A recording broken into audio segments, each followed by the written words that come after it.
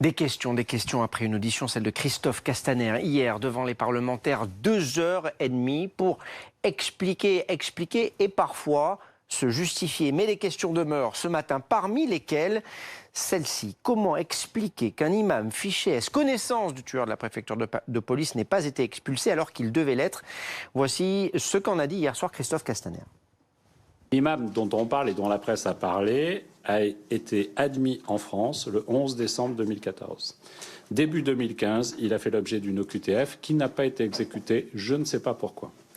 Ce que je peux vous dire, c'est que depuis, dans le cadre de la commission départementale que vous avez évoquée, avec des élus désignés par l'association des maires de chaque département, il a été décidé de lui accorder un titre valable parce qu'il a un enfant et qu'il s'est marié. Ce sont les éléments dont je dispose qui ont été la base de la décision qui ont amené à ce titre, un titre qui est valable jusqu'en avril 2020. Ce qu'en pense Sébastien Huyghe, député des Républicains du Nord, nous le saurons dans quelques secondes. Juste avant, regardez cette réaction politique sur les réseaux sociaux.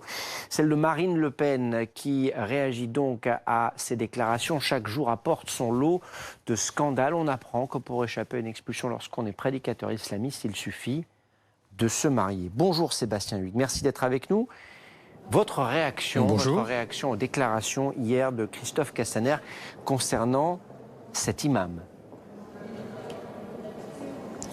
Écoutez, on a un vrai problème d'autorité de l'État dans notre pays. Il y a une obligation de quitter le territoire français, une OQTF qui a été délivrée contre cet imam, et cette OQTF n'a jamais été appliquée. Le problème, c'est que ce n'est pas la seule. Beaucoup d'OQTF dans notre pays ne sont pas mises en œuvre. Et a fortiori, quand il s'agit d'un imam islamiste. Donc, il faut que l'État fasse preuve d'autorité et fasse respecter sa parole, ses décisions. Et donc, lorsqu'il y a une OQTF, notamment dans des cas qui peuvent poser problème, comme c'était le cas de cet imam, il faut évidemment les appliquer. Et que le ministre de l'Intérieur ne soit pas capable d'expliquer pourquoi il n'a pas été appliqué pose interrogation. Qui est le responsable dans ce cas de figure précis? Parce qu'évidemment, tout cela est lié à la tuerie à la préfecture de police de Paris jeudi dernier.